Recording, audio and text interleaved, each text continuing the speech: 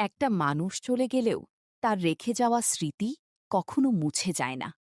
বৃষ্টি আজ আর এই পৃথিবীতে নেই, কিন্তু তার প্রতিটি ত্যাগ, প্রতিটি ভালোবাসা আর শেষ ইচ্ছা প্রতিদিন অনেকের বুকের ভেতর কাঁটার মতো বিঁধে থাকে।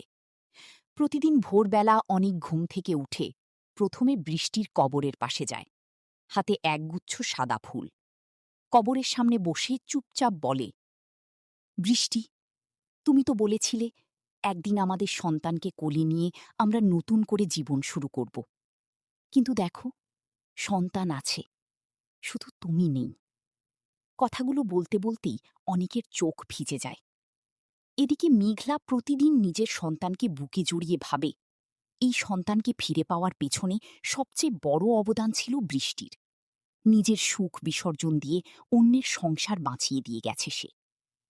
একদিন মেঘলা অনিককে বলে, শোনো, আমরা যদি সত্যিই বৃষ্টিকে সম্মান করতে চাই, তাহলে তার মতোই মানুষের পাশে দাঁড়াতে হবে, শুধু কাঁদলে হবে না।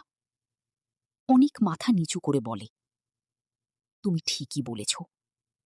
আজ থেকে আমাদের জীবন শুধু নিজেদের জন্য নয়, বৃষ্টির স্বপ্ন পূরণের জন্য।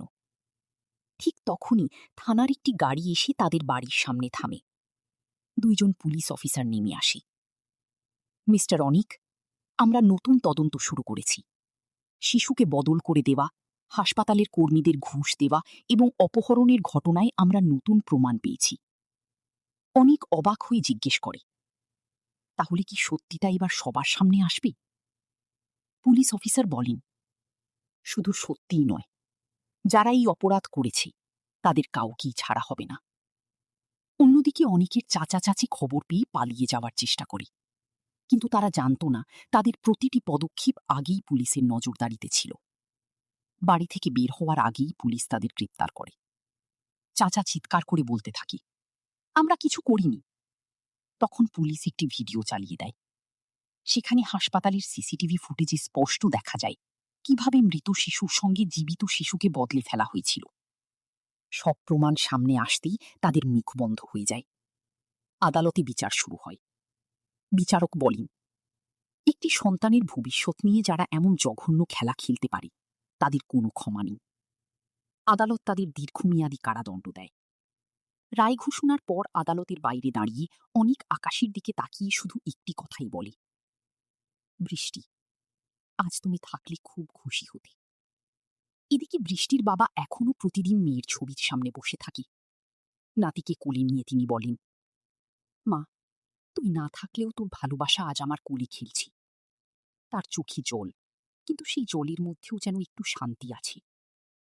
কয়েক মাস পরে অনেক ও মেঘলা সিদ্ধান্ত নেয় বৃষ্টির নামে একটি ছোট্ট ফাউন্ডেশন তৈরি করবে, যেখানে অসহায় গর্ভবতী মায়েদের বিনামূল্যে চিকিৎসা করানো হবে। উদ্বোধনের দিন মঞ্চে উঠে অনেক বলে, আজ যদি বৃষ্টি বেঁচে থাকত, তাহলে এই কাজটাই সবচেয়ে বেশি পছন্দ করত। তাই এই প্রতিষ্ঠান তার নামে। সবাই দাঁড়িয়ে করতালি দেয়। ঠিক তখনই ছোট্ট শিশুটি হেসে উঠে। মেঘলা শিশুটিকে কোলে নিয়ে বলে, দেখো অনেক, মনে হচ্ছে বৃষ্টি আমাদের আশীর্বাদ করছে। অনেক মৃদু হেসে উত্তর দেয়, হ্যাঁ, ও কোথাও না কোথাও আমাদের দেখছে। কিন্তু ঠিক সেই মুহূর্তে ভিড়ের মধ্যে দাঁড়িয়ে থাকা একজন অচেনা লোক মোবাইলে কারো সঙ্গে কথা বলে। সে নিচু স্বরে বলে, সব শেষ হয়ে যায়নি। যেটা হারিয়েছি সেটা আমি আবার ফিরিয়ে নেব। অনেকের সুখ বেশি দিন থাকবে না। লোকটি ফোন কেটে ভিড়ের মধ্যে হারিয়ে যায়।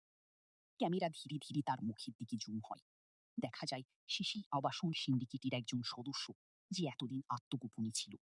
তার ঠোঁটে রহস্যময় হাসি। সে বলে, খেলা তো এখন শুরু হলো। এই রহস্যময় কথার মধ্য দিয়ে শেষ হয় আজকের পর্ব। পরবর্তী পর্বে কি এই নতুন